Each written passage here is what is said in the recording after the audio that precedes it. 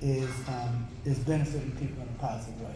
You know, I always say, and my team at the airport, they've heard this many times, that I'm an airport executive, but my ministry is minority business development.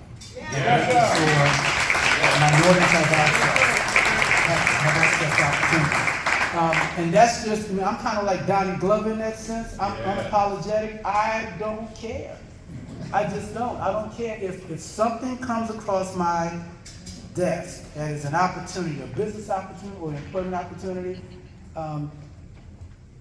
My first evaluating factor is, can this benefit a woman or minority? That's who I am. Be it a fault or not, that's just how I'm built. And I've been blessed to have amazing people in my circle to support me. One of the challenges whenever you're the head of a government agency and you want to behave like Donnie Glover. I keep saying Donnie Glover because Donnie Glover is one of the most unapologetic brothers I know when it comes to minorities. There he is right there. Is when you go out on the limb. When you go out on the limb for people and they snap at you, if the support's not there, you're in trouble, right? And so I had the benefit. I was fortunate to be able to go out there on the limb because I knew I had people like Zachary McDaniels and Drew Hawkins and Scott Phillips and Terry Spiner and Ron Lipscomb and where is it? And Stanley Tucker and so many others, Donna Stevenson, who were there.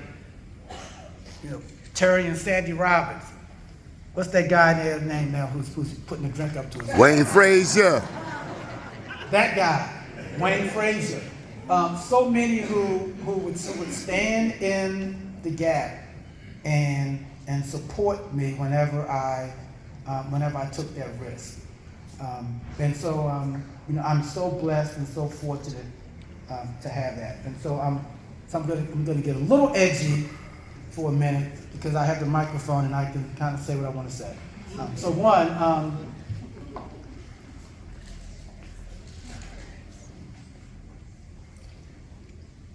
in this state,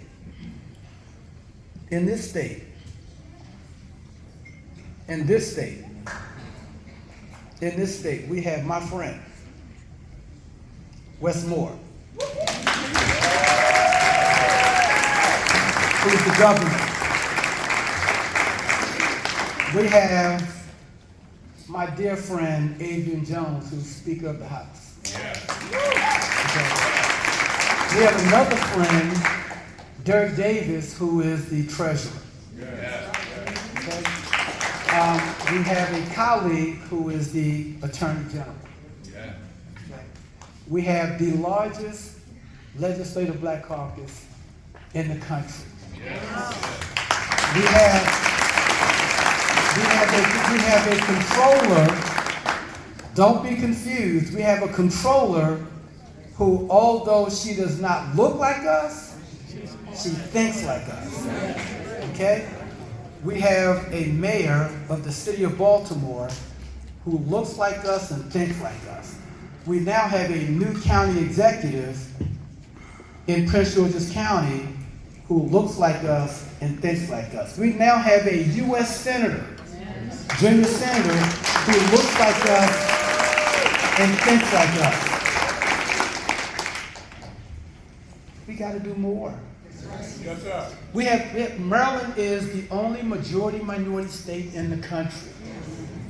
Prince George's County has more minority-owned firms than any other jurisdiction in the country. It has more wealth than any other jurisdiction in the country. Why in the hell are we not doing more? We have to. And this moment is fleeting, right? You know, the governor's not going to be governor for 12 years. Right? You can't. Legally, you cannot be governor for 12 years. 6 more though.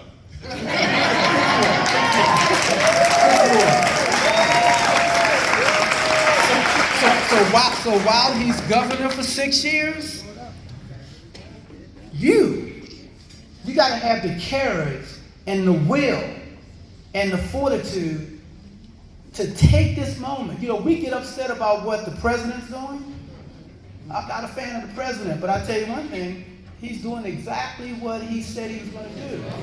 And he doesn't care about the ramifications. Guys, we have to do what we need to do and not be concerned about the ramifications, or we will never find ourselves equal in the playing field. We just won't.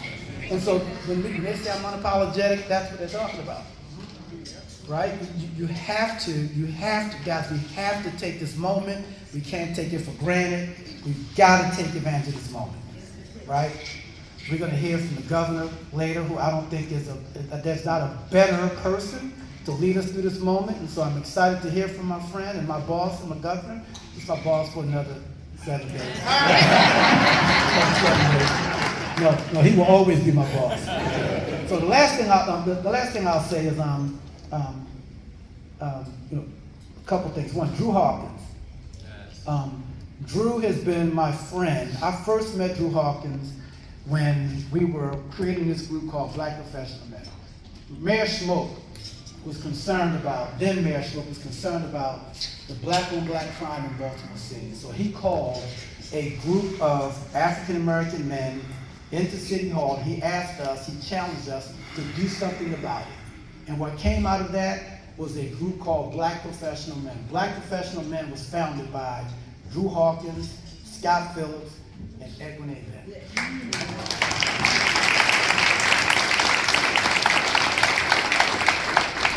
Now I'm psyched, but I gotta do this. Drew was the first president, Scott Phillips was the second president, I was the third president. Edwin was the fourth president. But that was my first opportunity to cut my teeth at leadership, because that group, we had about 100 plus black men. All of us, each and every one of us, thought that we were the next savior of the world. There was an enormous ego in that room, but we got a lot of amazing things done.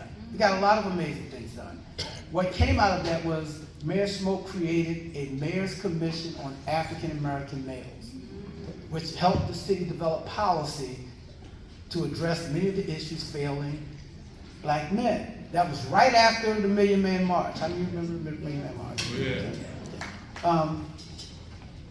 That was my first leadership position. That was the first time I'd ever held a leadership position. And these men pushed me to do everything I could to make sure that we were protecting the interests of black men. Around that time, I was the deputy administrator at the State Highway Administration. And a new governor won. Nobody thought Ehrlich was going to win as governor. I did. Okay.